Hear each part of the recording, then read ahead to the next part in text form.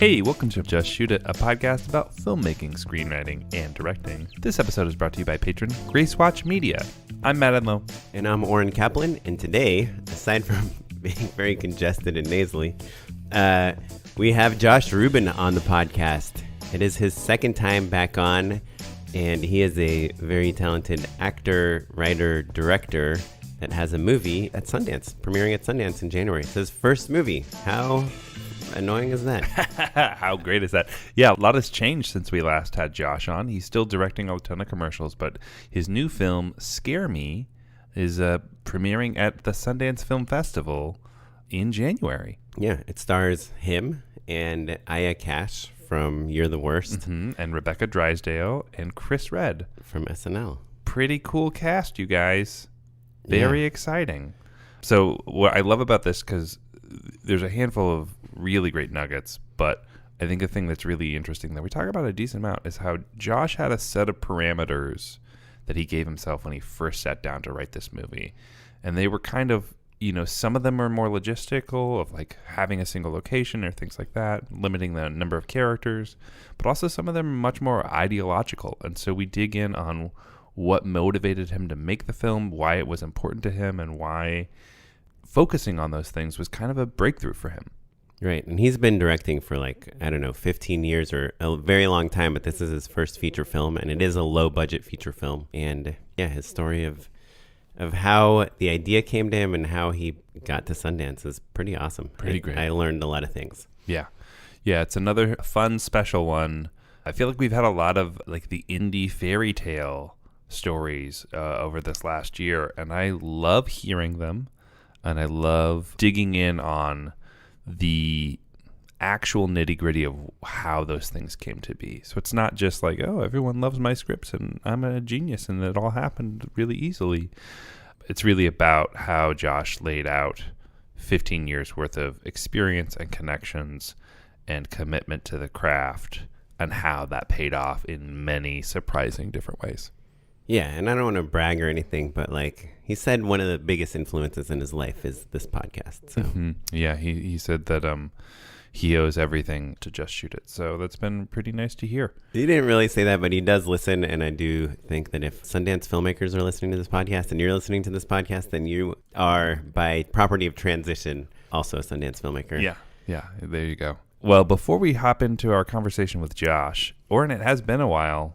What have you been working on lately? I've been pitching on some commercials. Didn't quite land anything this month, but I did work on a scripted podcast project with a friend of mine. And we wrote a TV show. We adapted it into a podcast, and then we cast actors and we recorded the whole thing, and we're putting it together now. So it's it's kind of like a mini passion project. I'm really looking forward to my kit fee on all the gear you used. No, we didn't use any of your gear. Oh, we okay, only good. used my gear when we recorded. Okay, perfect. But it was really fun. I wanted it to feel real, like an NPR type of docu-series, or like S-Town or Serial or whatever, one of those. And so we didn't quite do it as much as I wanted. I mean, we recorded 30 pages in 2 days. So with all the actors. So first of all, I wanted all the actors together doing the scenes, which is something that in voiceover and podcasts and stuff, a lot of times you don't do. You record each actor separately. But I had them all together, which was fun. And then we had a few driving scenes that we actually recorded driving. Oh, while you're driving? That's fun. And That's we had great. this kind of thriller horror scene, where this girl, she wakes up in the middle of the night and she's hearing sounds outside of her window. And we kind of did that in my house. She starts on the couch, she stands up, and she runs around, she wiggles the door. That's so fun. Yeah. We will have to add a lot of kind of sound design Foley elements and stuff. But even just the way that it affects the way people breathe and their cadence and the performance and just the vocal quality will change. And so you've got a foundation to layer on top of. It's kind of like VFX, right?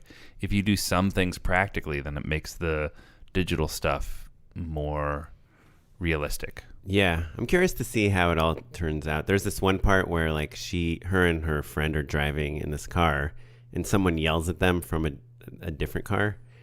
And I just try to have the actor that yelled at them kind of go down the hallway in my house and yell from far away, but it feels like it's in a house. You can feel the hallway. Right. There's some things I'm still kind of balancing that, but I'm going for like a realism here, and we'll see how it turns out. But I'll let you know on the next catch up how it all cuts together. Love it. That's so exciting. Yeah. Oh, I'm talking about this at the end of the podcast, but I got a new light and I've been playing around with it a lot. That's pretty fun too. So yeah, all good stuff. But excited for 2020. I'm not gonna look at any election news. Oh my God. For the next 11 months. Yeah, sounds like a plan. Well, I am knee deep in both doing a final fundraising leg for my wife's feature, and then also we're in deep pre-production on it. So Wait, you start shooting in like 18 days. Yeah, I know. High days is what Jewish people call it. Yeah. 18 is high. That's like a callback to a joke that we haven't gotten to yet in the recording. Yeah, but also like anyone Jewish will know what I'm talking about, and anyone not Jewish will have no idea what I'm talking about. I don't know what you're talking about, so there we go. I want to make this episode re-listenable too. Perfect. Yeah, so we're really like rocking and rolling, filing permits, locking in casting and crew and all of the stuff. Is the location your place? The first location, the first of the two major locations is my place, yes. Do you have the second location? Not yet. Do you have your neighbor's permission? Yes. And you have permits for your place? Yes. And you're shooting this like in a weird schedule, right? Yeah, it's partially, the first leg is in like 3-day chunks, basically, like over long weekends. And that's for a number of different logistical reasons, but it has been really helpful in kind of spacing things out and giving us a little bit of room to breathe on things. But yeah, it's the first 3 days start on the 17th. And are you cast? We are mostly cast, yes. Cool. I know. And are you, like, is it hard to not be directing? No. I've actually learned to have more fun producing. And it's challenging to be producing for your partner. Are you the main producer? It's myself, and then B. Shaheen is also producing. We've worked together for a really long time and has been she produced the short that my wife directed that I produced with her as well. So I knew her, we met on Squaresville. So like she's been a part of the team in a pretty significant way for a long time. So and is your wife producing? She is producing in the way that all like micro budget indie directors have to produce. Yeah. Cool. Yeah. So, yeah, it's so crazy. You're going to be shooting a feature film. I know. Except your wife's feature film. Yeah. But it's your feature film. Yeah, but she wrote and directed and is directing and acting in it. Acting as well, yeah. She's Josh Rubening this thing. She is, yeah. So it's been really exciting, and we'll talk, I'm sure, a lot more about it as it continues to go on. And apologies if I'm not on an episode or two here or there, guys. Oh, yeah, I can't wait. I already made a list of co-hosts just in case this happened. Great, perfect. Well, awesome. Well, before we get into Josh Ruben, the prototype for this type of filmmaking, we'd love to tell you about our Patreon. If you go to patreon.com/justshootitpod, you can find out more about it. It's a way that if you get something from the podcast, if you're one of those people that texts me and is like, hey, not a bad episode, then maybe you want to give us like $1 or $3 per month. If you give us $10, we'll send you a Just Shoot It hat. And you can be the coolest kid at your school. So it's pretty cool. That's it. Patreon.com/justshootitpod. And yeah, let's get on with the show. I'm a commercial director, as you guys clearly know. But you started out as an actor. Absolutely. I just wanted to act. So when I moved to New York City in 2001, literally 2 weeks after 9/11 to go to acting school, my buddy Sam Reich, who I met in summer camp, with Elaine Carroll, my other buddy, we all met at the same time, summer camp, all moved to the city more or less at staggered points. The city is New York. 2002 in New York City.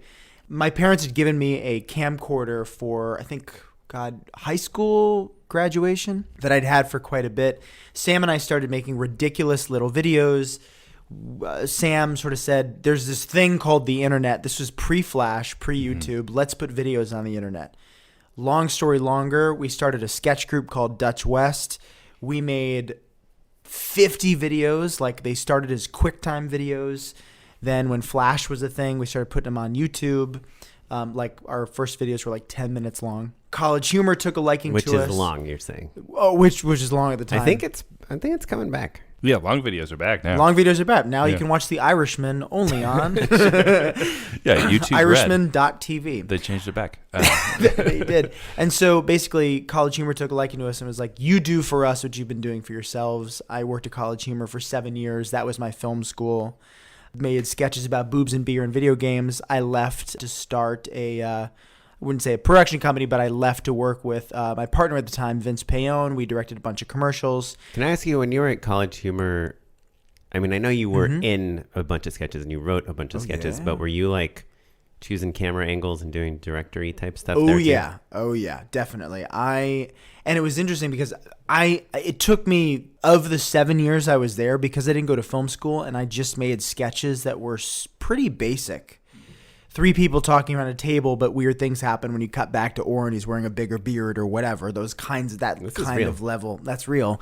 It'll be bigger when I look back at you. Sure. It just was very visceral. And when I was on staff at College Humor, it became, my anxiety heightened. And I sort of was like, you have a real crew now. It's not just handing the camera off to Matt and Oren. Right. It's... Yeah. You now have a crew of 5 who don't work at College Humor, the sound person, the et cetera, PAs. Now you got to make it good, it feels even though real. they were pretty bad. Yeah. So my picking angles was, I mean, I would storyboard usually with Vin, who was shooting all of them at the time, and every line would be a shot. So like, okay, so there's a shot where they say that line, that's a shot, and then we go to Elaine and she says this line, and that's a separate shot. And so my storyboards, quote unquote, would be like 15 pages. So I didn't. I honestly, because I didn't go to film school, I never thought of it filmically, technically. A close-up, I never understood that as coverage. I never understood that close-up could become a wide, could become a 2-shot to an insert. So 6 years into my 7-year, 10-year College Humor, I was like, oh yeah, I can make it better. And as my commercial career took off, I became a little more, technically proficient, I guess you could say. And the longest version of your guys' question of kind of how we got to Scare Me, my first feature was, as a commercial director, I was kind of at the end of my rope, and as an actor, constantly doing other people's stuff, and also seeing buddies like Dean Peterson, who's made like 15 micro-budget movies. I was like, I have to do this for me. I know there's a weird one in here. So it was a combination of my manager, Brian Steinberg, saying, you got to make something. We can find money for you. The mythical, the dentist money. I always say. Right, Sure. exactly. Or the myth of the $50,000 film, which is now the $400,000 film. Sure. If you want it to be seen, we can find a little bit of money for you with the people that we know. So between him saying you're gonna do it, it will happen. Wait, sorry, just to stop you for a second. When you say the myth of the $400,000 film, are you saying that it's a myth? The myth of what like, I've that's learned. something The goal. That's a dream, like something you wish you could have, or it's something that you. The myth is that you make a $400,000 film and you break into the business. The myth of the $50,000 film, which is that seems to be the magic mystery team indie film. The Dean Peterson movie where you're going to get that thing seen. Exactly. 50 By the way, grand today. If you ever write a business proposal, I highly recommend you put Blair Witch Project as a movie comparable in there. Paranormal Activity, 11,000. Sure. The myth is that I can get 50 grand together and go shoot something, and then that will encompass my deliverables costs, my festival costs, my editing costs, et cetera. The reality is, as my producer on Scare Me, Alex Bach, said, if you can make a movie for 50 grand, it's a matter of whether or not you want people to see it is a whole other thing, as I've learned, which is why a lot of people shoot a movie, quote unquote, for 50 grand or even 11 grand, and then look for 75 to get the thing, quote unquote, seen. But I guess part of that myth is that you send your QuickTime file to Sundance and you get in, and then you say like, hey, I'm premiering at Sundance. Who's going to buy this and pay for the deliverables? I honestly, I guess so. My process going into what my movie was going to be, with no thought whatsoever as to what those expenses would look like and what I would owe, beyond honestly taking 25 grand out of the 401k that had accumulated. Wait, can you do that? Not without penalty, and I'm still waiting for it. Yeah. You pay taxes basically. Absolutely. Yeah, so I'm happy to talk about that. But is that the only penalty? You get a significant penalty. My dad recently told me, he was like, you could have just taken a loan and you'll get less of a penalty. You can take up to $10,000 for like for a hardship or a first-time home buyer. Yes, or exactly. school, I think you can pay for, right? University. Yeah. There's a Exactly. few loopholes, and then you're just paying basic taxes But a hardship on that is income. like, well, I want to make my movie. Yeah, and when I Chucky dolled, that disbursement, I was like, I just don't care. And I knew that I wanted to, Joe Swanberg to a degree, partly own my movie. It was going to be all me. Wait. Was Yeah. the total budget of Scare Me $25,000? Oh, no. Okay. No. Okay. I think we ended up shooting it for just short of $100,000. Yeah. Gotcha. That's not what it ultimately costs to Sure. get kind of where we are. It didn't cost $400,000, but I'm just saying it always ended up, as in my experience, or did. You're saying believe me. basically the cost of shooting a film is one thing, and then the cost of marketing that movie, delivering it to distributors, etc., is an additional $350,000, basically. Well, That's big, that's the biggest bold, swing ever, but yeah. it's a significant cost. It can be Right. be the cost of the film to get through. I mean, I'm not an editor. You guys, I think, both edit. You could probably easily, and Dean, for example, if Sure. Paul Berganti, guys like that. Wait, but isn't the idea, like if you are making the $50,000 movie or the $100,000 movie, that you shoot it, right? Then you bring it in Adobe Premiere, even if you're not an editor, and you start putting it together. And when you're on set, you're like, oh, there was magic. This is so cool. This is going to be so good. And then you start putting it together, and then you're like, oh, wait, this movie really is good.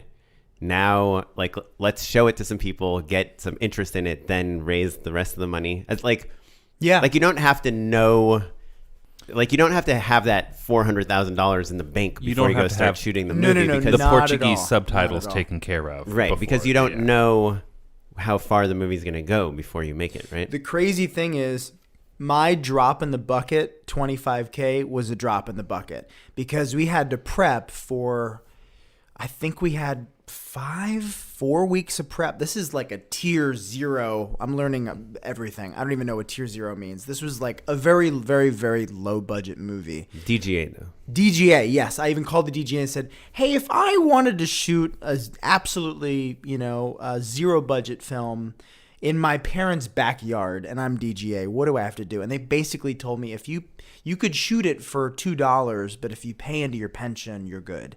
The tricky thing is that not only do you have to hire a first AD, you have to that person has to hire a second AD, and or you also need a DGA UPM.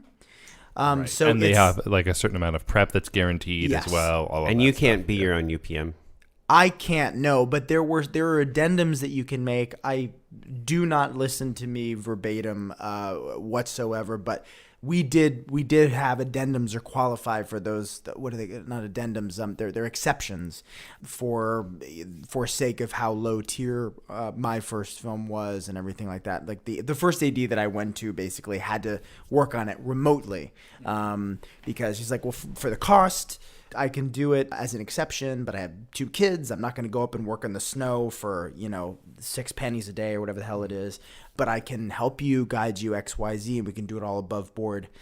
I'm jumping all over the place, but The point, it's Yeah. complicated, basically. Like, as a member of the DGA, there were things that are different than if you were just like, hey, I'm going to pick up a camera and go shoot it in my backyard. And but I will say that they were super accommodating, and they helped out. I think honestly, SAG was a little more difficult. We didn't know, I think, until maybe a week or 2 out that we could qualify. That we were SAG qualified, and I think at one point they threatened the newsletter thing. They do this new thing now where they're like, "Don't work with Josh Ruben because it's like." Oh yeah, I've heard that before. Yeah, it's like written by my my high school my favorite high school tattletale, Polly Sagley. Don't work with or else. Oh no! Don't go to the backyard. His Do you know that mom there's? will order Do you, pizza. do you know there's like a Twitter feed or an Instagram account for SAG actors to tattle on FICOR Oh, I actors? bet. Interesting. I bet. That's crazy. What are FICOR, for those that don't know, they're actors that were in SAG but basically relinquished their SAG rights in order to work on non-union commercials or non-union projects. It's a scary ass, weird, tricky time. I luckily there are, with these exceptions and with the state of the industry that we're in now, at least there's an understanding. People understand that you need to go out and just shoot it. That's a part of how you build up your career in order to. You got to show people stuff. You got to show people Beyond the stuff script. in order to build momentum. Exactly. But let me ask you, so obviously, you have, I don't know, 10, 15, 20 years of experience of making amazing work. Aside from like your taste and your experience as a filmmaker, like for people that are listening that are like, oh, I can get 25 grand or I can raise 100 grand to go make a movie. Since you had all this directing experience, like on bigger commercials and things, were you getting hooked up with crew, with equipment, with other things? Like, did you have other things inherent in just being you, this experienced director, that made it easier for you to make this movie? Like cast? The biggest thing was Aya Cash, because... Wait, Cash or cast? Aya Cash. Oh, Aya Cash. I thought you said I had Cash. Aya's Cast, which is me. You're the worst. And, Right, Aya Cash, the actress, the lead. Soon to be Amazon's The Boys season 2. Oh, that's exciting. Yeah. She's also great in... Easy? Yes, she is great in Easy. Fosse Verdon. Oh, I was like, oh. Yeah. She's Neil Simon's wife? Yeah. I should know her name and cut. I have known Aya's husband, Josh, for many years. We had the same voiceover agent in New York. And I'd met Aya a few times. She's always been super lovely and cool. And I don't know what on earth possessed me to think that she would even read something that I wrote, but I think I just sort of reached out and said, if I got this thing together, would you be interested in reading it? And she more or less was like, and it's the lead part. It's the lead, yeah. It's co-lead essentially with you. Correct, yeah. It's essentially a two-hander, and that three-hander ends up being with Chris Redd from SNL, who absolutely blew our dicks off. He was so amazing. And the fourth is Rebecca Drysdale, who also totally blew our dicks off. Sure. Time's up. Speaking of that, that's a cast, though, man. That is a cast. It is a cast. It's so cool. Is there a romantic connection between you and Aya's character in the movie? Well, you'll just have to see. No, I can give that one away. I wanted to make something not only that had the sort of financial boundaries of. Here's what I told myself. I said, I want to do something in one location. I want to write to my weird talents. Everything from I can squat down like a troll and do voices to like make soundscapes. It's mostly just the troll thing. By the way, a quick aside before I forget, because I will for sure, is like there's like some video of you somewhere of you just doing like 8,000 impressions in one video. It's probably like 12. It feels it's like way more. It's like the guy behind you in line at Starbucks. Instagram impressions, basically. They're like Vine length impressions. I do little mini ones, but they're one-offs. I've never done. But I don't even know if you compiled. Someone compiled it. Oh, maybe someone did. Yeah. And put it, and it's so good. Oh, thank you. And so I guess if I were you, I would watch that one, trying to figure out what I'm good at. Well, everyone listening at home, if anyone on the internet has made a fan video of you, please send it. Honestly, it was probably me to try to like get like editing it for JFL or something. Yeah. Anyway, my boundaries were or my limitations I sort of set for myself, or the bullet points rather, was I'm going to write this to my strengths. I want to cast an actress that never will take her clothes off, that will not exploit herself sexually or romantically, and will do something she's never done before. Honestly, a challenging work. She'll make herself ugly. She'll do slapstick. She'll do shit she's never done. It'll be multidimensional. And also at the same time, I was experiencing the Me Too sort of situation through friends of mine, conversations I was having online. The Aziz thing happened, Louis C.K., Dan Harmon, Kevin Spacey, all of these kind of like heroes and pseudo-heroes, and then female buddies of mine. I'm friends with a lot of feminist spokeswomen, just incredible women that I admire who were outspoken about their trauma and their experience. And I just sort of said, I want to go after the fuckheads that I knew, because some of the fuckheads that had put them in these sort of situations, these terrible situations. These are also the guys that I think bullied me in high school, or I think ignore me when I'm trying to order a drink, or also talk over me and us when we're trying to make a point, or don't listen and just sort of go out of their way to push buttons and such. So I kind of wanted to, without necessarily playing someone who I couldn't empathize with, I did want to go after that kind of toxic male without being preachy, and touch on the idea of a white guy, a male, being emasculated and feeling diminished in the face of a woman's talent. And that is something that I not only can identify sort of microcosmically, and also just as a man who's used to the privilege that I'm used to, but in the little tings when the female friends of mine might be getting a little more ahead or doing a little bit better, et cetera, et cetera. And so, like, that morbid feeling as a writer and a filmmaker, like, wow, look at that little fire in my belly that's going, oh man, if only I could be, or how could she, or why is she? So let's exploit that. So that's a piece of why this whole thing happened quicker than if I just went, I want to make a movie about a guy and an alien in a house. Right. It's saying something. You have to say something. It's kind of what I'm learning now. Is like, oh, if you don't say something, if it just becomes about a guy and an alien in a house, it's not. Wait, what about if there's time travel in there? I mean, honestly, if it's about, Me Too, they're all going to be Me Too time traveling movies, and it's going to be my brand. But I think that's just, again, part of why this whole thing went, is because I felt something. Wait, so writing. that was the kernel of the idea, like, essentially, yeah. I wanted to make something that was rewatchable, that felt almost Spielbergian and weird, that played to my strengths, that elevated an actress, and that went after the dudes in this kind of. You started with a character though, which that you felt like you could embody. I think I started with me sort of going, how do I do my troll and like 19 other quote unquote characters? How does that work? Yeah. So let me ask though, because I think that now I really want to see this movie now. You've been talking about this movie for a long time now, right? And working on it for even longer. And so you really distilled down those bullet points very clearly, right? At what point do you feel like those 4 or 5 bullet points really crystallized for you, and how far into the process were you? You're staring at the blank page. You're like, what do I write? Was it like, okay, I'm going to start with these limitations and these ideas? Or were you working your way through it, and then you kind of look back and you go, oh, that's what I was aiming at the whole time? I knew, that's a really good question. I knew sitting down, because I'd also not only had my manager gone, you're gonna do this. He sort of like put the language out there. You got to do it. You can do it. You have all these connections and all these buddies who are down to help. You know, the crews and everything else. Had you written a feature before? Oh yeah, several.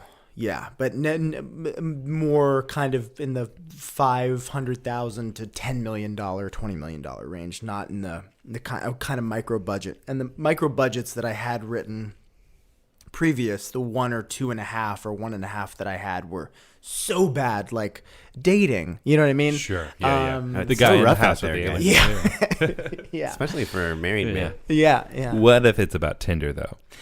Tinder time travel was hard to write because it didn't exist. But I think, I'm trying to recall, because it happened very, very quickly. Oh, interesting. I think part of it was on top of my manager, and also reading Like Brothers, which is phenomenally inspiring, at least for a film nerd like me, if you guys haven't read it. You're blowing your unpaid endorsement. Is that your endorsement? Yeah. It isn't my paid endorsement, but I will fully endorse.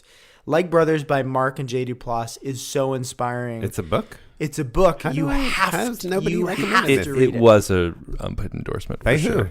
I don't know. Yeah, Somebody. I'm sure guarantee. somebody. I've never heard of this book. It was like a year ago, maybe, right? Yes, correct. We've been and making the the show for a two long the time. two of them go through. Okay, It was probably a year and a half ago, and I think I read it in 2 days, and then started writing this movie. Oh, wow.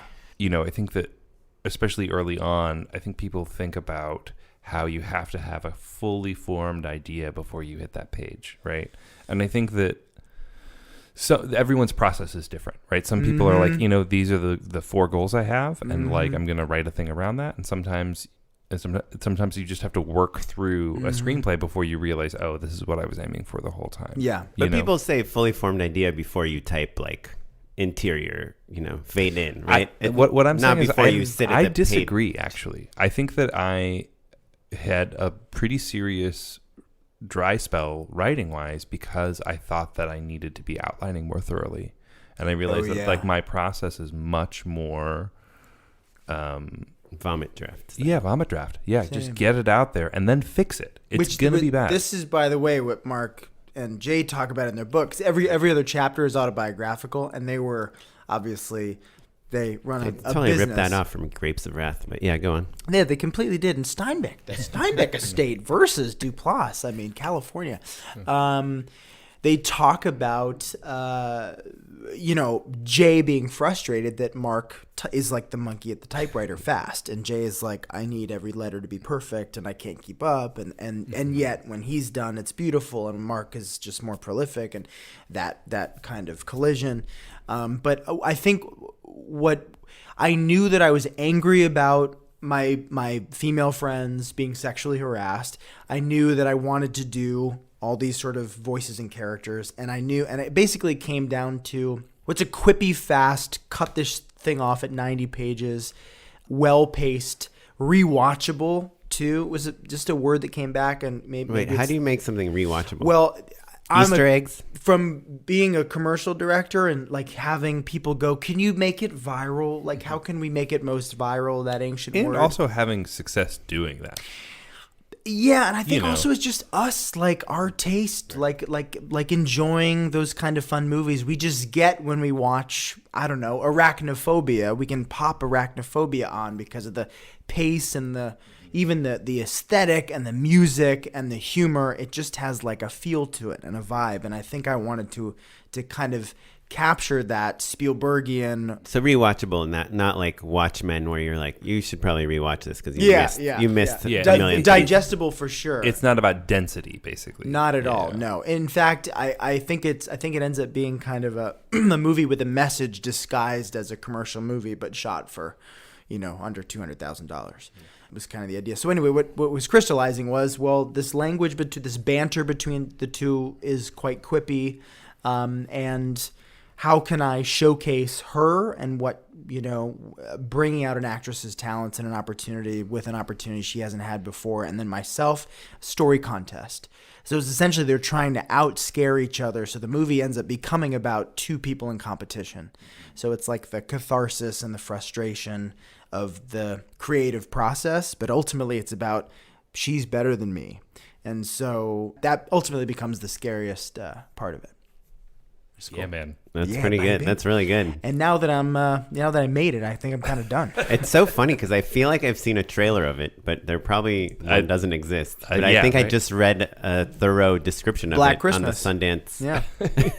No, I think when the movies were announced, I was like looking through them. I was like, oh. That's the worst thing about Sundance is that you're like excited about all these movies and none of them have anything that you can watch. Right, because it's like like there's some that have like trailers. I don't understand how that works. I think they're like self-cut, and oftentimes they will be taken down because it's like, the distributor wants to like make sure that it's fresh for whomever they're distributing it to. Yeah. Like these movies aren't going to roll out for a long while, right? Yeah. So they want to kind of control the releases and the message. And that's a whole new thing with like now with Sundance and the Shutter thing. It's like we're suddenly like, ooh, let's take down the like wrap pictures that we took, and we've shared. Like DP and I excitedly, and also Dan Powell, our producer, we all shared photos like right away. Like, look at what we just worked on. That's why you make an indie film so that you don't get in trouble for like sharing pictures. I know that from shit set. drives me crazy, but in retrospect, I do like the idea. As a film goer, I like intrigue,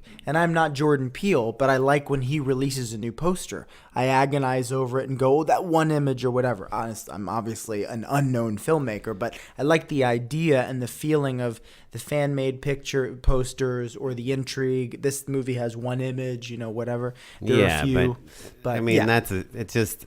I think to me, like a movie.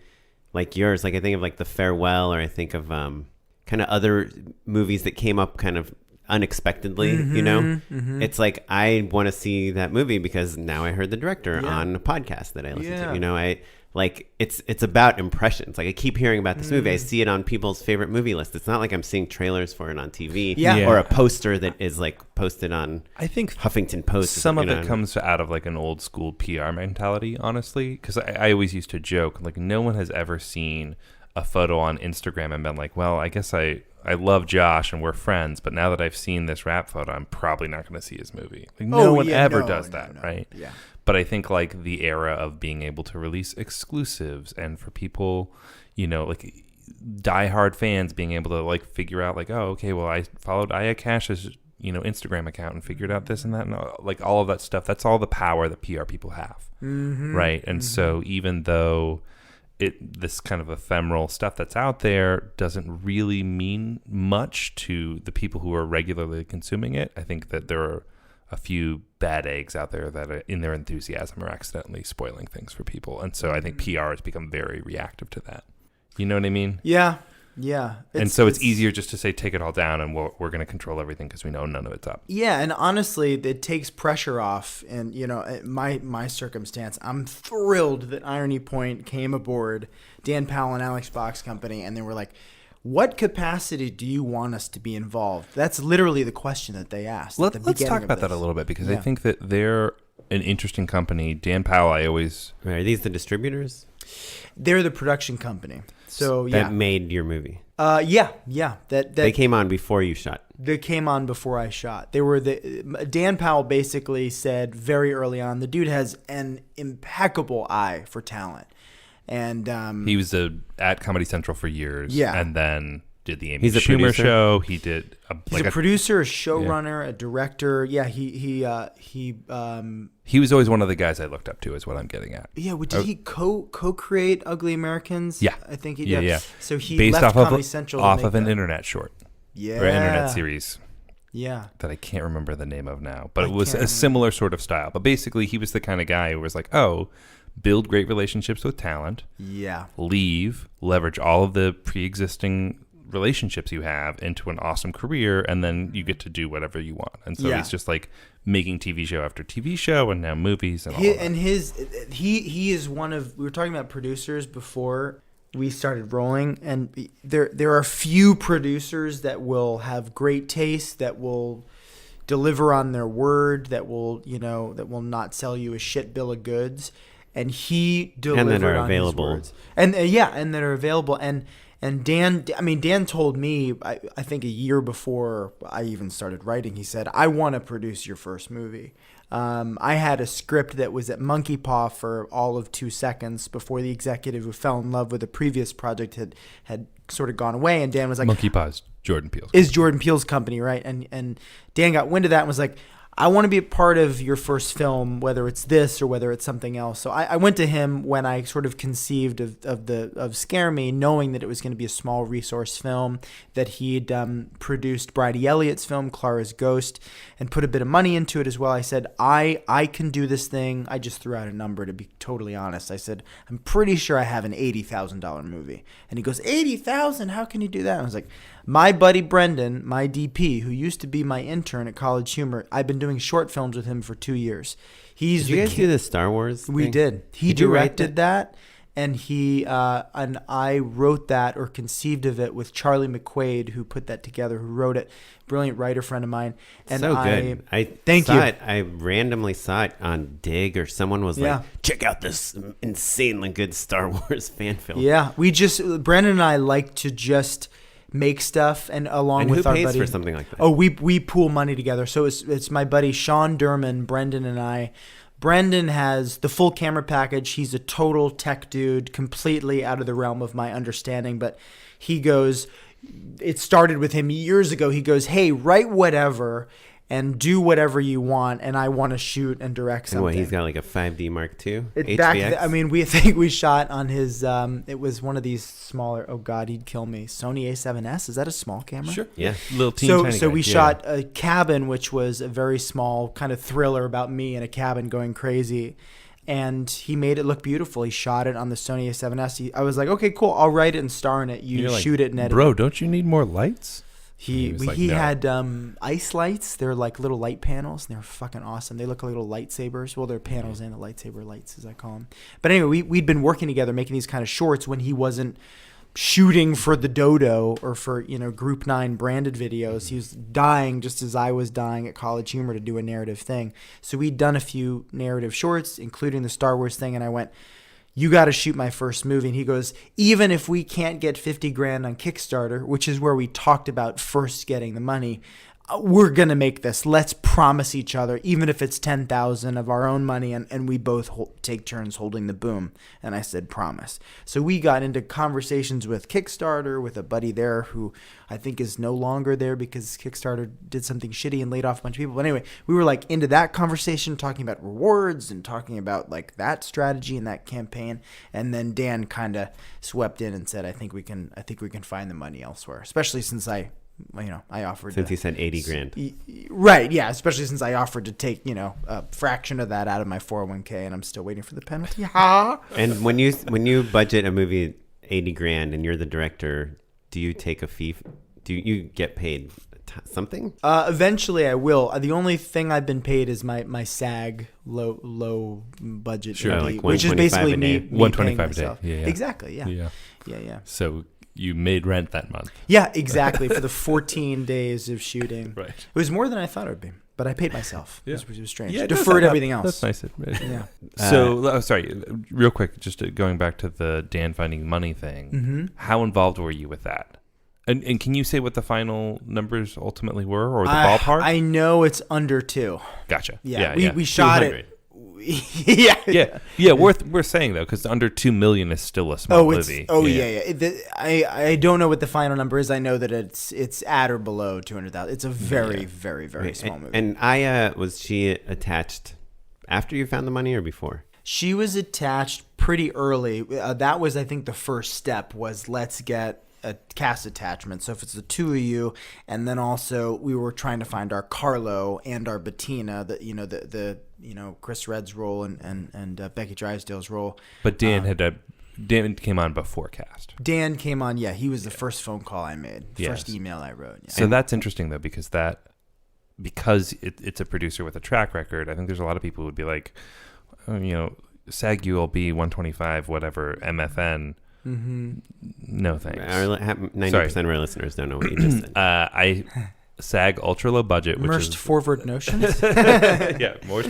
basically no one's making any money is what I'm Yeah. getting at. There's a bunch of jargon to say, hey, we all agree that no one's going to make It's any an money. investment. So Dan, who's a brilliant business person, goes, this would be no skin or very little skin off my back if I take a larger percentage of ownership of this film and go to some buddies and ask for a few grand here and a few grand there, and we put this thing together and we just do it.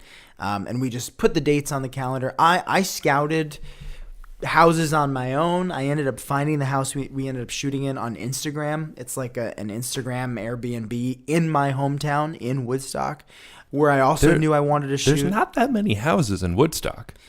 You could drive by all of them. Yeah. It's a small town. Yeah, it's a small town. You had to frame out the naked mud people. Naked mud people. I had to kick out. Gave everyone what's called a speedball.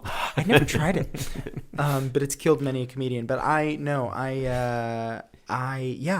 did a lot of legwork. Sure, in advance. Descriptive of an $80,000 film. Right. Yeah, you're still in it to win it. Right? Wait, can I want to just dig into the casting a little bit more, because I think a lot of our listeners, like $100,000 first film is like a sweet spot, Yeah. I don't know. I mean, most of them don't have your experience, but like, I think like it's kind of, you find this actress that has a lot of accolades. People recognize her a lot. She has a lot of fans, but she's not like unattainable. You have kind of a personal relationship to her. And then you approach her with a script that has like a part that is like the most challenging part for an actor that you could come up with. Do you say to her, like, here's the start dates, here's the end dates? Do you show her a deck? Do you say this is why it's going to be good? Or do you just say like, hey, can I send you a script? I think I did show her a deck, but I think honestly the first, I can't remember the order of events. I'm pretty sure simultaneously to my completing writing the script, I reached out to her and said, hey, if we did this thing, when would you be available? Or if we did this, I knew whatever, Dan could do it in January, or I wanted to do it. I think initially we wanted to shoot in October. And I finished writing it. I wrote it in like a week in April or something. And I was like, I want to shoot a movie in the fall. Then it got pushed, and then it got pushed. And were you rewriting and stuff at the time, or? Not really, no. Not And really. why did it get pushed? How did it get pushed? It got pushed because we were having trouble finding funds. We only had the amount that, like, Dan had matched me personally. Then we went into like one or two other people personally. I was writing to, old bosses and saying, hey, I'm not sure if you, fuck around in the movie game. Yeah, exactly. What's your dad up to? Like different buddies with connections to say, not sure if and so, but whatever. They just wrote an article about me in Vulture. Can you please give me?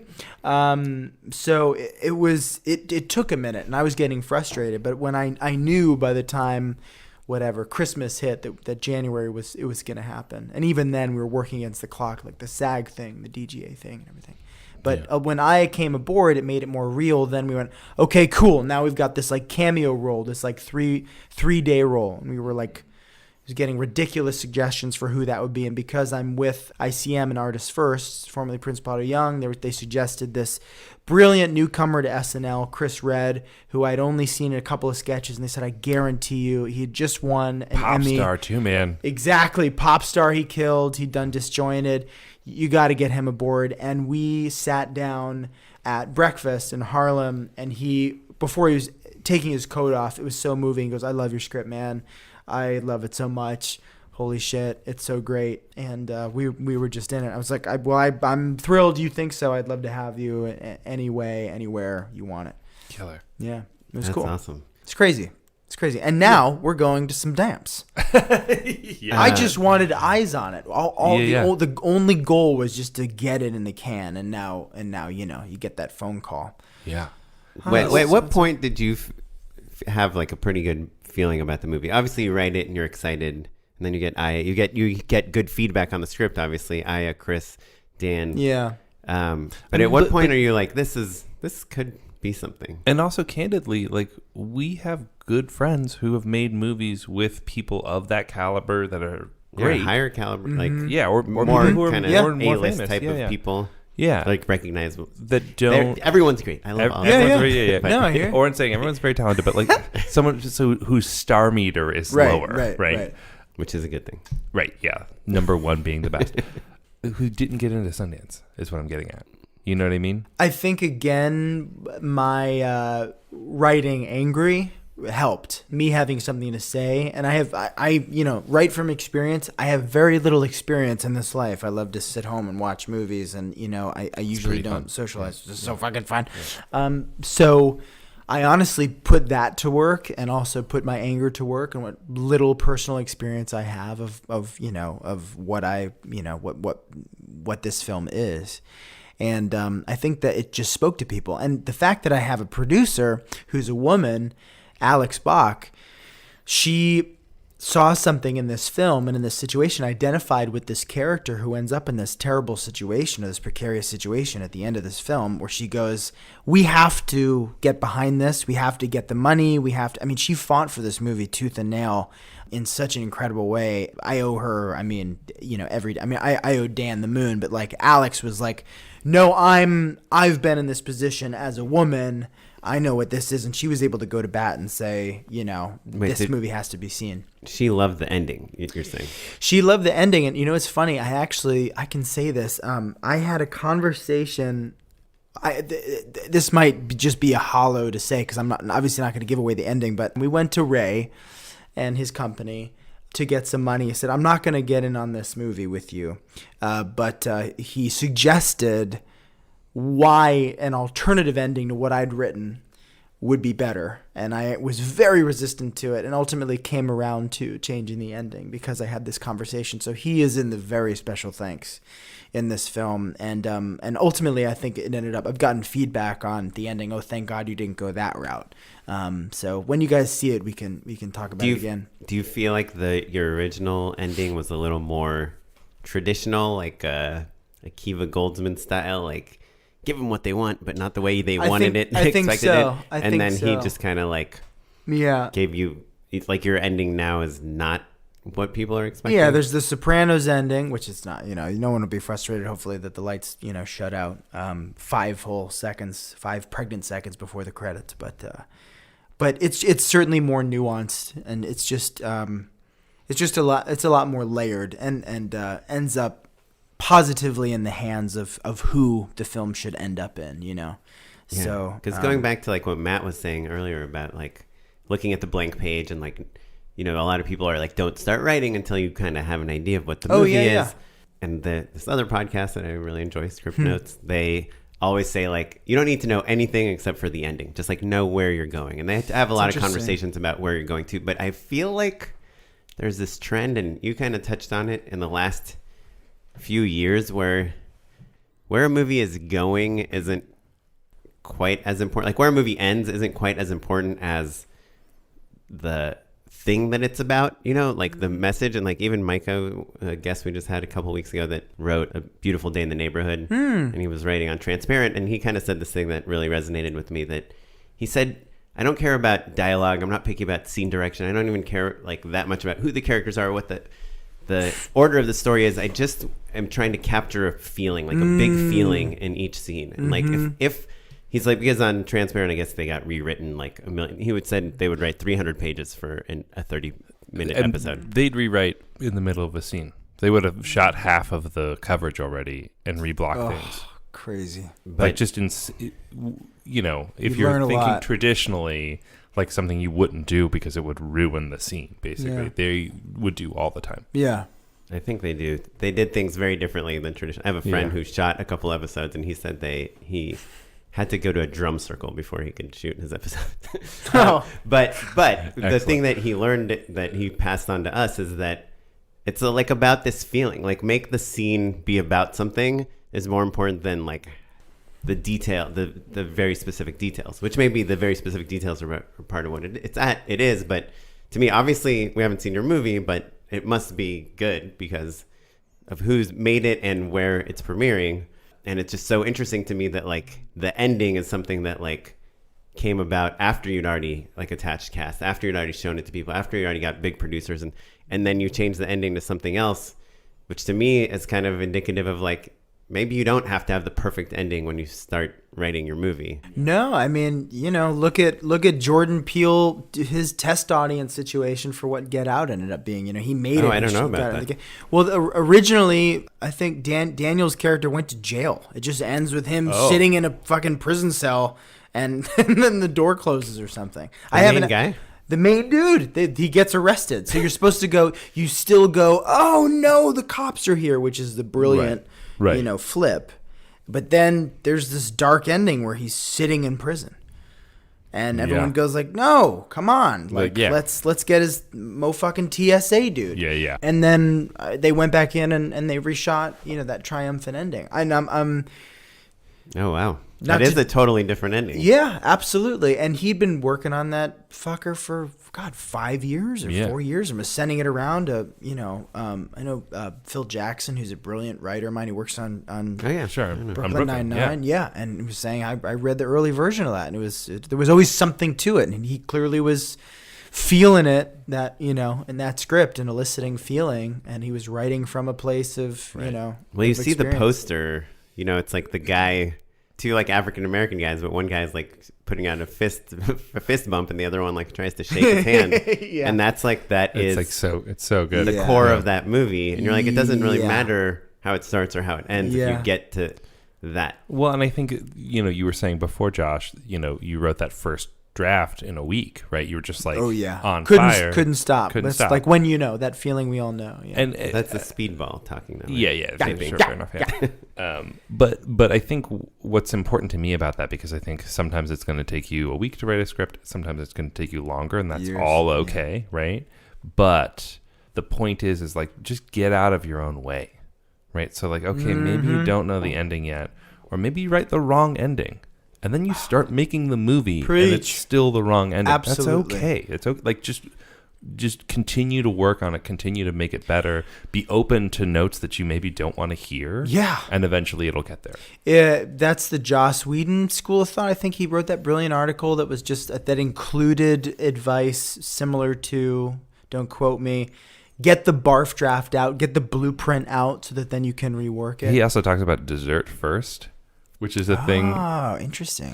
He like writes whatever the most fun scene is. He writes that first, but also literally he will eat dessert while as he's doing it. Well, he's also very wealthy. I can't afford to do that. Yeah, I he cannot will afford to have literally Sunday first. just like before, like just the act of literally sitting down at the word processor or whatever he writes on it. I was going to say typewriter. When he's sitting down to write, he literally gives himself a treat just for sitting down. Right. Not even like, well, I'll get that slice of cake if I hit page 20. Yeah. No. I'm going to sit down. I'm going to make this enjoyable and it's to its means fullest. I earned cake. Yeah. That's rad. That's why I do most of my writing at the Korean spa.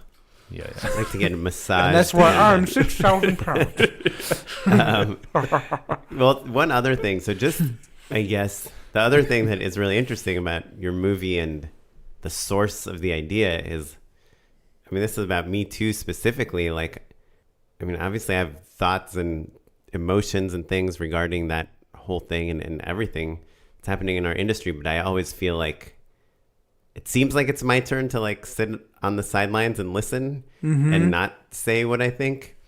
Like, you know, you see the Matt Damon stuff that happened with Project Greenlight and his other thing, you know, just, but it's interesting that you found an angle in that's not offensive, I'm I so guess. excited to, I'm a little nervous, but I'm excited to get up there and talk about not specific moments when I felt X, Y, and Z, but that I call it that morbid curiosity in myself where I notice those little devilish whispers. And I went, and me sort of going, not only do I want to bring that out in this character, I want you to empathize with him and you to like him. For these two people to both be imperfect, but ultimately for this ending I wanted to capture a situation that most women find themselves in at the end of a night at a party or a bar or whatever, when they're alone with a dude and they don't know if he's going to punch or kiss or touch or, you know, or just kind of roughhouse. Wait, and just to be clear, is Aya the character that is the woman that you're talking about, or are you? Yeah. Okay. Well, in your movie, the film, yeah. But and also as a clarification, that morbid curiosity you're talking about, you're saying basically that you have felt feelings that you're uncomfortable with, right? Is that what you're saying? Oh yeah. And like, and that, or yeah. I'm trying to be delicate, but basically, No, like things that you aren't maybe the most proud of, or you're saying like, oh, I'm jealous of this person, right? Or right, like. Right.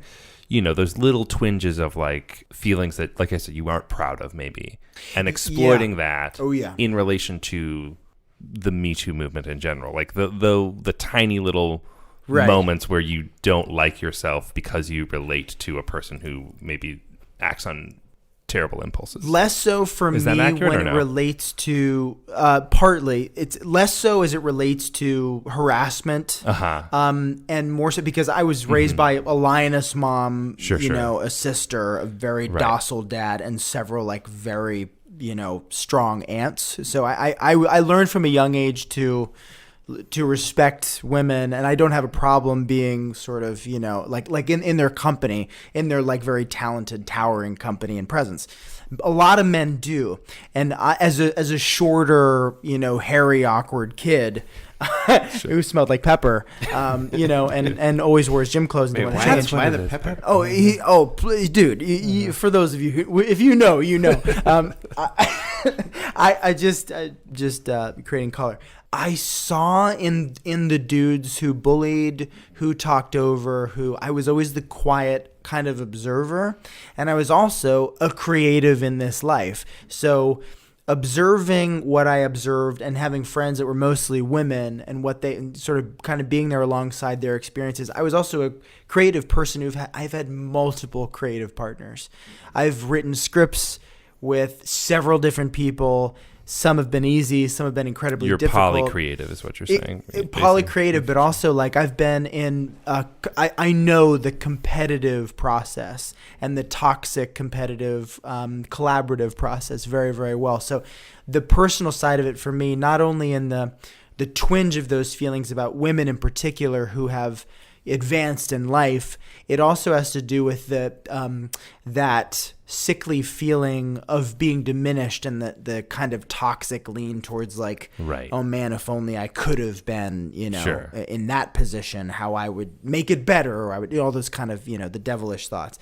But just as equal is the topic of creative diminishment is so interesting to me, especially with gender politics and gender dynamics. So combining that, I mean, I'm getting like giddy kind of talking about it because we don't talk about this specific thing enough. We're talking about Me Too. We're talking about the power dynamic. But when you flip it and in the face of a powerful, talented woman, most men become, quite right. toxically diminished. Like how do you when they feel confront diminished. those feelings? Absolutely, yeah. Because you're so used to being at a point of in a privilege. privileged position, and it's fascinating to me. It makes me squirmy as well, for sure. It should be, and I'm so excited. I want to ask. I have, I can't imagine they would yet listen, but friends like Liz Plank, who's a terrific author, just wrote For the Love of Men, about how men are raised, to Phoebe Robinson, to Vera Papasova, who used to be the health and wellness editor at Vogue. I want to go to these guys and basically ask them to moderate if Scare Me kind of does the ranks, because there's that gender politic conversation that I would love to forum, if we tour with it, or kind of through the festival circuit. It's a conversation I'm so excited to have, or at least to just explore and sit there and squirm myself too. Yeah. That's cool. Yeah. So fascinating. I have 2 more questions about Scare Me. Okay. Maybe we should just hint at your upcoming project too. Oh yeah, I'll answer what I can answer for sure. But who edited the movie? Patrick Lawrence. He's brilliant. I really wanted a woman editor, not to sound like Matt Damon, best person for the job, am I right? Best person for the job. But I really wanted the female perspective, especially in the edit. We're dealing with sensitive stuff at certain moments, and I was like kind of hemming and hawing about, even though we're low budget, even though these great dudes are available, I really, really, really wanted a female editor. And it sat down with and had a great interview with one, and she had to dip out for, frankly, a better gig. So at some point I was like, okay, I got to get this thing done. And the feedback I'd gotten about Patrick, especially from some buds who are in the LGBTQ plus community, were like, Patrick is edited for me, and he's stellar and empathetic and sensitive and fantastic. When I met him, I was like, oh yeah, I get it. He's also edited, I think I'm his 6th or 7th Sundance project, so he just is like the magic editor. Wow. But I mean, he was phenomenal. And did he bring, I mean, this is a dumb question because obviously the answer is yes, but how did he make the movie a Sundance movie? Like what element is it in the kind of subtlety, nuances of like music and transitions and cuts, like kind of editing stuff? Is it big story things, rearranging the movie? Like how much of this movie becomes like this amazing festival movie in post? Because so much is shaped in post. I mean, I'll just say his taste. I can articulate only so much if I go to coffee with an editor, like I did with Patrick, and say, I love Killing of a Sacred Deer and how Yorgos Lanthimos holds on tableaus and on shots and on these kind of squirmy, awkward moments and that awkward, irregular feeling. I love that. And him just kind of taking that philosophy and not only applying that to certain shots where he knows I hate overcutting, I hate cuttiness, and I like shooting economically, which is what I can address, just sort of hint at about my next project. Because you storyboard every cut.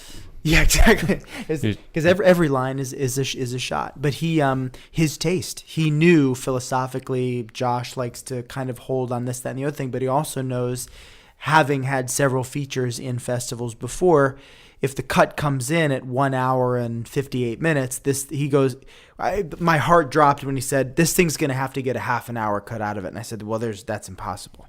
30 And minutes. 30 minutes Wow. when the first cut, because it came Yeah. in just under 2 hours. I said, no, it's not. And he goes, no, it will. And then sure enough, like one Holy 12-minute smokes. scene, we shot 17 pages in one day. It was mostly one side. Got cut down to like a minute and a half, 2 minutes. Yeah. And it's great. And the story still The works. story works beautifully, and everybody's like, oh, yeah, that's great. That was my one scene that was like the trouble scene is now a minute and a half, and he and I sort of, we didn't fight over it, but he was very passionate about the direction. I mean, he was absolutely genius. I mean, it's almost always better shorter. That's the brutal truth, yeah, right? Yeah, and it's just like writing. You can write furiously for 3 hours or edit furiously for 3 hours and think it's absolutely genius gold, and then walk away. And a week later, you come back and go, "This is all shit. Let's change it." Et cetera, et cetera, et cetera. So it really, I can't remember who said, that a movie really, like, you have to sit with it. It moves, and it's a living thing, and it changes, and you have to sit with it. It really, really, really is. It changed every time I watch it down. I have a question Yeah. that's a relatively large step backwards, but I'm going to Yeah. ask it anyway. Oren, you inspired me in the same way that, like, what does editing a Sundance movie look like? What does shooting a micro-budget Sundance movie look like? How big's your team? And how quickly are you shooting? yeah. And my other question is How kind are of you related to lighting it? this, Yeah. which might help shape your answer, which is like, why a single location? Budget. Single location is budget. So you sort of say, we're going to minimize our company moves. Every move costs money. That's lunch for the crew in every way. Loading in and loading out. Loss of money, loss of time. But do you not get scared of that, like, film school look? Like, it's two people against yeah. a white wall in an apartment. Terrifying. But I will say the location that we found, the location's a character within itself. And the more committed these characters get to the stories, the more committed they are to the stories that they're telling. They're essentially improvising stories, the more they sort of manifest. And they're So transforming these locations into other locations. Not into other locations. This is a sound designer's movie. This is a composer's movie. So the more they come to life, there's shadow play, there's music, there's sound design. If you're talking about the vampire, there's briefly the glint in your eye. You hear footsteps upstairs and the howling wind and et cetera, et cetera. So it feels like a big horror movie, or like that's the goal, but it's just two people going, you know what I mean? Sure. And I'm writing to the fact that I can go, you know what I mean? So which makes it probably a Sundance movie. It's like, ooh, it's so specific and nuanced and blah, blah, blah, blah. So one location, a lot of it is budget. The other piece of it is because I was starring in it and I had a phone call with Jim Cummings, kind of terrified 2 weeks out. I said, how the fuck do you star in it? You're in every scene and you direct it. And he goes, you know the one script. shot per scene. Right. Well, the way he did it was one shot per scene. That wasn't how I did, but I get why he did it. Were But you he one said, camera? Single camera? with single camera. And again, economically, I knew each scene I sort of broke down like with my dense ass brain, like a play. Okay, well, I'm mostly going to be here. When I get up, we'll be on Dana Dolly. I move over to the side of the wall, which we rarely see. When she's sitting right here, she's on the floor. And when I go up the stairs, we're just above her head. So I know that I'm not just going to be moving the camera back and forth. We were real specific about, we're going to make this play. We're going to shoot the shit out of it, but also not make it super duper film school cutty or what have you. When you say shoot the shit out of it, you mean you're going to cover every scene? Not that we're going to cover everything with a bunch of coverage, but that the shots are going to be cool to look at. They're going to be nice and interesting and punchy for your brain. The same way I thought about wardrobe. If this house is wood paneled walls and she's wearing a brown sweatshirt, that doesn't work for my brain. But if she has something with a pattern and then changes her shirt halfway through the movie, it's almost like a costume change. Same thing with me and the wardrobe I have. A nice blue with a gray and a beige pant would look nice with the knowing that this place is mostly dark with blue moonlight, with orange light. Thinking about, as a moviegoer, those little nuanced things like my brain is going to get tired of watching the same two people in yellow sweatshirts the whole movie or whatever. So that was a place that I went sort of go, how can I keep someone like mine's brain working and alive and not wanting to look away because it's so, God, I'm staring at how am I going to make two people for 90 minutes interesting? So it's like that also being a piece of it. How you do it in 14 days, is your actress is only available for 9. of the 14. So I had to Tetris scenes constantly. There was one scene we kept coming back to because I shot it without her, and it's massive, the first story. Wait, so when you read, say you shot it without her, you mean you didn't shoot her coverage and shot everything else? Correct. We plugged her in. So I acted the thing full out for her, and the way that I direct. Wait, so you had like somebody read her lines? Yeah, off my camera? girlfriend. Yeah. Lauren Sick, who's a brilliant director, by the way. She just directed the new Respect trailer teaser. You should check it out. She was reading opposite me, and I was acting the shit out of it on my side in front of the whole crew. And it's that you were asking about what a Sundance micro budget crew looks like. It looks like 9 dudes. Mostly dudes looking back up at you, scratching their heads, or just sort of watching, like, as the director / boss / producer / writer actor is throwing himself around a loft like a werewolf, and then stopping, going, "Do we get anything? Okay, keep the rope, Brandon. Okay, cool. Okay, Ren." You know what I mean? Yeah. So it probably was entertaining for them, and at least that's what my experience of it was, of their experience when they watched me tech, because I basically acted out the whole thing without making it like the Josh show. But here's where we're going to do this. Here's where we're going to do that. And I think I might have interrupted tough. you, but what did Jim Cummings say was the answer to act? Jim said, know Right. the script inside and out, know all your lines, which I did not know. There was 1 or 2 days when I was totally flummoxed for whatever reason. I think we had to wrap early one day because of a blizzard. We loaded in late because a van slid into a ditch. So we're just like little production things I was getting preoccupied with, where I wasn't as prepared as I wanted to be. But he said, know the thing inside and out. And one thing I'd like to do is record the whole thing as a podcast, like as an audio file, so that I hear the movie, which I did. And just your part. Yeah, I never listened to it, but I did do it. Jim. Yeah. Did I you love hear this his idea. episode of Just Shoot It? Ooh, no, I'm gonna listen though. Oh, You it's must one have of done it the- right after. One of the first. It was when he had Thunder Road the short at Sundance. Oh Yeah, man. I don't And- think the movie had been made yet. No. Oh damn. Yeah. And We gotta he come said back. that he was working at College Humor, and every day as he was driving to work, he would just recite that monologue. I mean, that movie is just him talking, right? Mm-hmm. He would just recite the monologue in his car and like change little things and work on it. And he said like everyone in the cars next to him must have thought he was crazy. Yeah. But he just like every single day he acted out, like on the way to Yeah. work, on the way back from work, this monologue. So by the time it came to shoot it, it was like, knowing Knew the what to do. lines, Yeah. knowing his choices was not something he had to worry about on set. Yeah, that's brilliant. That's part of the move, because you also, by the time that we shot, everyone was like, "You must have been so stressed out." I was staying at my mom and dad's house, 8 minutes from set, with the DP and the first AD. My mom insisted on making, like, even if we wrapped at 10:30 and we were home at 11 or 10:35 or whatever, there'd be food, and she'd want, of course, my parents are so excited and so supportive. They want to know everything, and I'd be exhausted. Sure. and You'd be like, Mom, can stop you asking me please?" how I go.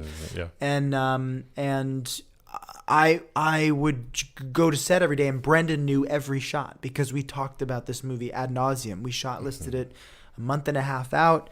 We changed it as we went. I'd act it out. He'd shoot shit on his iPhone. We'd go to the things. We'd rehearse with Aya. We'd rehearse with Chris. We'd read through it. We read through it the night before, just my girlfriend and Brendan and I, before we shot The whole movie. the whole movie. I mean, it was like a really magical Duplassian indie experience, down to the pipes being frozen in the crew house the first day, it being so there's a toilet bowl full of shit. We had to pour Avion down the bowl to flush it.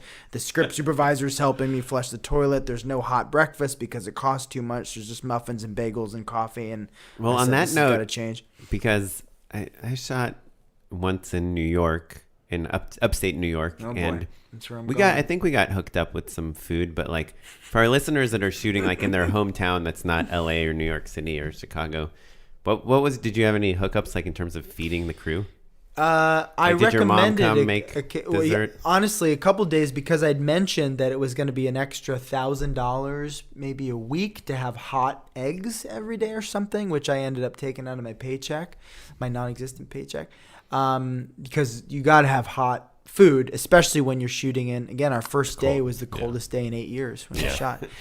Which is but- what, like below zero? Oh yeah, I think the first day was like 14 below or something crazy, and it was the process trailer day, quote unquote, which is just like a tow truck pulling our car, and it was nightmarish to watch people who hadn't been able to take a hot shower that morning or the night before like rig shit onto a piece of ice. Yeah, What, what? yeah. I believe me, the day I found out about Sundance, I called the large, especially the crew members who were out there getting bit, as they called it, which is, grip for electrocuted, and freezing. Not funny. Yeah. I called and said we got Only the in. grips get electrocuted. The electricians. Yeah, right. Exactly. I know. Electrocuted. I obviously should have said.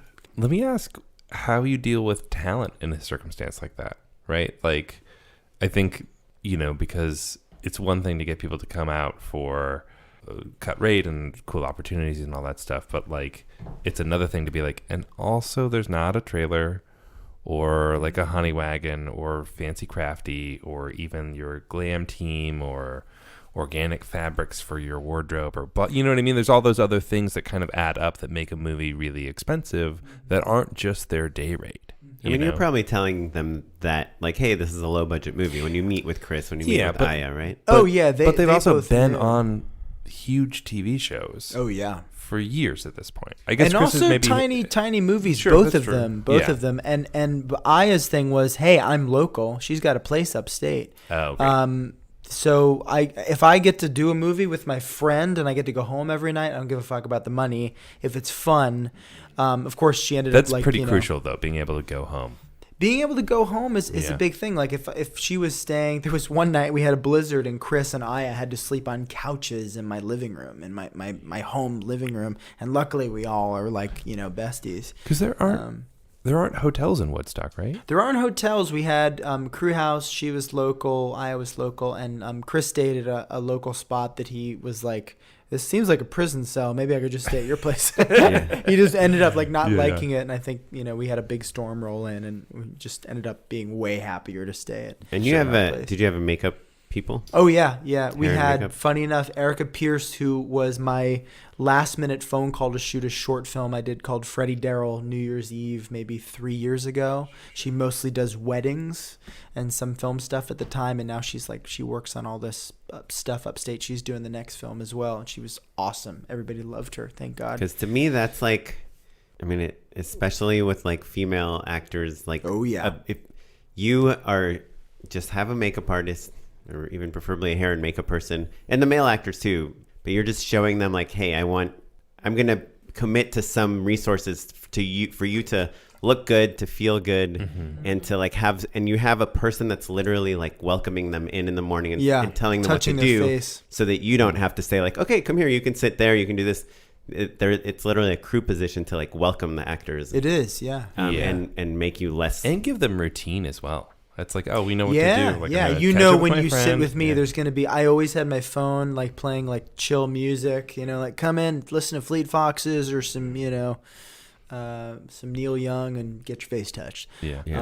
If I had like a 5-person crew, I'd try to make one of those people a makeup artist, just to, especially if I'm working with kind of more experienced actors that are aware of that. The big position. thing about a makeup artist too that Erica has zero ego is they just got to be laid back, because sometimes, and I'm not saying I did this, but sometimes your actor is going to go like, let me just do this myself, especially Right. actresses. Sure. And your makeup artist sometimes can have an ego about it, or an attitude. You catch an eye roll, God forbid. Erica is so easy and so cool, and that's what's so great about her, that everybody loves her. And She lets all the actors do their own makeup. Yeah, she's just like, my God. So she brings a lawn chair, and it takes up a lot of space.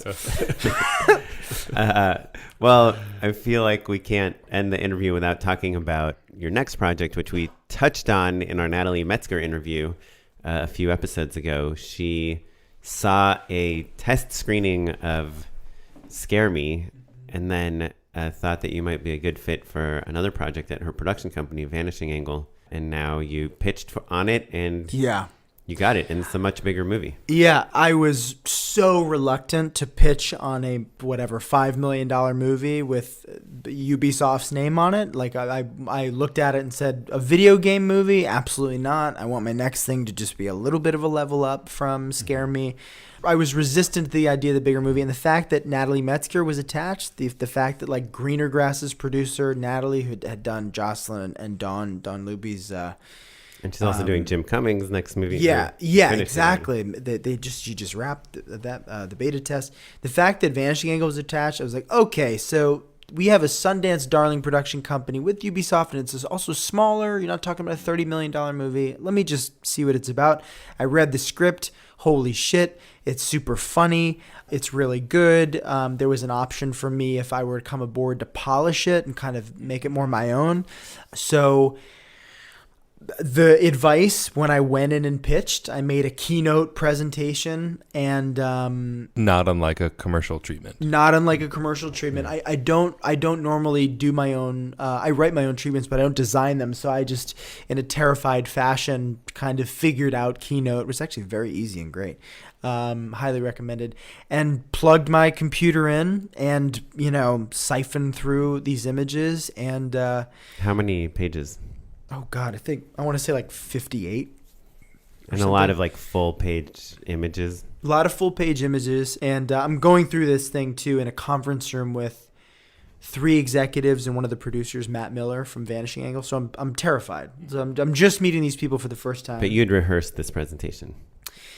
I'd read through it. I'm pretty good on my toes. I just knew if I could get in, just like any pitch, if I could get in on a personal level, that then it kind of rolls from there. And the other thing was, I said, if this movie isn't good, I'm not just going to pitch on it for a paycheck or an accolade. I have to see it. So my advice to anyone pitching ever, and certainly what I did, is just pitch the movie that you want to make and be super adamant about it. And then if you don't get it, too bad, and right. whatever. Because don't pitch the movie you think they want. Don't pitch the movie you think, because then you'll be locked into it, and they'll say, well, you promised that they were going to have big smiley faces and funny sombreros. And I got it because I saw it, and I like it. It's a movie that I'd like to make. I can tell you it's basically a comedy ensemble whodunit. The fact that Knives Out just came out makes me very, very scared. Because it's the best one in recent. The knives are back in. Don't worry. Knives are back in. They're not out. It's not Lee's kill list, right? It's not Lee's kill list. That was long dead pilot presentation, and not Damn at Ubisoft. This IMDb Pro account I just paid for is no, worthless. It's really cool. So I'm learning all kinds of shit about how slow casting can take, how reluctant actors are to come aboard when you're an unknown director, regardless of the fact. I'm interested in that because I feel like I've been attached to a few features that went nowhere because we just had trouble casting them. And to be honest, some of them I was not super passionate about. So it was like, totally understand. Hey, write a letter to this actor and we're going to send them the script. And you're like, I've loved you since IMDb I loved you since House of Cards. Yeah. Anyway, so... But I've thought, like, if I was really into this project, like, what would I do to get an actor? Because I know an actor doesn't know me. So why would they trust me to direct them and to make something? Like, do you send the actors Scare Me? Do you say... I mean, now you can say, like, the Sundance film. They don't even have to watch the movie. They do, actually. I mean, helps. there's still a fear if you're an actor and, the title of the movie may or may not have a creature's name in it. So it's like when you're hearing about Oren just turned to his laptop. When you're hearing about a genre movie and an unknown director, despite the fact that their first movie just got into Sundance, you still have to have a phone call. Those bigger actors are less likely to talk to you. Luckily, what's happening now is it's busy out there. There's Quibi, there's HBO Max, there's you name it. So what's happening is we're able to take what they call the big swings. Wouldn't it be crazy if we got Nicolas Cage to cameo in this thing? And then ultimately, I'm friends with terrific actors, some of which who aren't available, but at least I can write them directly and say, hey, would you be available to come do this thing? So that's been a really exciting thing for me to bring to, a company like Ubisoft. Sure. And to say, hey, I can reach out to. This is cool. These people could be right. Yeah. Well, I'm cool. Yeah, I gotcha. I think that especially with the indie version of casting, I think that so often it just comes down to personal relationships. It's just like, who do you know? Who can you get to? It totally is. Who can vouch for you, basically. My big anxiety about this movie isn't special effects. It isn't the fact that it's one of the bigger jobs I've ever done. I've worked on some big stuff, but it's an ensemble of 8 to 12 actors. So my whole thing is personalities. Our casting director is Gail Keller. She's unfucking real. She does What We Do in the Shadows and movies and TV shows. Great New York casting director. But the casting director doesn't really cast your Nicolas Cages. They're pretty integral. What I'm learning, their connections are major. They vouch for you as a director. They vouch for the team. They can gut check. They also have leverage. Like, oh, you don't want to mess with Gail. Like, she's great. Yeah. She's gonna do another movie down the line. Maybe and she'll push to have you in the next Taika Waititi show or whatever. Right, exactly. But Gail has to be like, Josh Ruben is incredible. I just saw his movie. You just got to meet him. His energy is infectious. She's got to sell you. She has to sell. But they're listening to that first pitch from her because she is who she is. Right, correct. If you have an email coming in from Gail Keller, you should listen. Listen up. Yeah. So it's been fascinating to just we have a grid of actors and I get to go like, oh, let's try this big person whose movie I loved. Yeah. Recently, Michael Shannon. And then you find out if Michael Shannon's and it says a veil next to Michael Shannon's name. Michael Shannon, Jamie Lee Curtis, Chris Evans. Oh my God, Don. Yeah, Don Johnson. Yeah. Christopher Plummer. Boy, that is a good cast. God, when we got Lakeith. yeah, right. It's so funny. That's the cast of Knives Out. Yes. Is that true? Sorry. Just the name of the movie. This is like you got it. A game show. Yeah, we figured it out. Start naming me cast members and I'll guess what instead movie of ding ding ding, it's shing shing shing. You know what I mean? Oh yeah. The sounds of knives. Sheath removal. Sheath. Yeah, right. Dot wave. But yeah, man, the only thing I'm nervous about is just wrangling 8 people, 8 personalities. So what I was gonna say about Gail is my policy is no assholes. The biggest thing is that with the actors, with the actors. So it's like ideally I'm pulling in buds, but if there's some actors I don't know, or if we go to the bigger swing, my first question to Gail is, do you hear they're cool? Are they cool? Are they a good person? I don't like strong personalities in general. I don't take that the wrong way. I can't. You want to be the only one. Big egos. Yeah. I just don't do it. Yeah. So. Yeah, I think that's why we all pick our tribe. Sure. As we like Natalie was talking about, why we keep pairing up with the same actors when we work and direct stuff. So that's gonna be that'll be the next adventure. Is like, okay, cool, wrangling all my actor cats. Well, Josh, cool. We are so excited for you. An easy tip, like a quick tip, is that if you just tie all their shoelaces together, they have to work as one. SAG Insurance just called and said the 9 noses that just broke. That's going to cost you the budget. Yeah. Unpaid endorsement. So, we had Ted Sim on the podcast a while ago. He's also a filmmaker and has revitalized Film Riot. And he also owns a lighting company, Aperture Lighting, and he hooked me up, with a little bit of a discount on the Aperture 120D Mark II and the Light Dome 2. They're great. I just got them. But basically, I wanted to get a really nice LED light to help to shoot. My wife puts herself on tape all the time, and I have these 2 crappy lights. And, they just kind of always looks a little crappy, and they're not that diffused and everything. And so I was setting up my lighting setup, and this light has this giant chimera, kind of light, like a 38-inch dome, right? And so I've been kind of, I've started out shooting all my own stuff, and I'm pretty into cameras and lighting and stuff. And for some reason in my mind, if you want a softer, big soft light is always the best, right? Especially if you want to make someone look good, right? And make their skin look good. You want to make the wrinkles go away. You want a big soft source. And I guess, I don't know why in my mind it was always like, let's get like as big of a diffusion as we can get, or like even double break a light, which means, you put a piece of diffusion in front of it, and then like 5 feet in front of that, you put in a bigger piece of diffusion and put it far away, right? Because you don't want it to feel sourcey. You don't want to feel like the light is theirs because it's reflected in a person's skin and they look shiny. And to me, like, you're just trying to make people not look shiny, right? First and foremost. And so I showed my setup to my DP. I'm like, I don't know, this isn't like looking that great. It's like a really expensive light. Like, I put it here far away from my wife. It's on this giant, like it's a triple broken stop. There's like 3 layers of diffusion. What's going on? And he's like, oh, with the big light like that, you need to put it as close as possible to the actor. Oh. And I was like, wait, but I kind of always think like the farther a light is away, the more it spreads, right? The angle. And he's like, well, you always want a bigger light, right? That's why bounces look good, because you're bouncing like, a very small light against like a 8-foot by 4-foot piece of foam core or something that's a big light. And so to make lights bigger, you move them closer to the actor, right? Because the actor is pretty much like a mirror for your lights. And it's just kind of blew my mind because I've been shooting stuff like that. I've done like a bazillion interviews and EPKs and just close-up shots of actors and everything. And to me, it's always like giant light as far away as possible. It also obviously gives you some room to move and stuff, which you don't really need in an audition.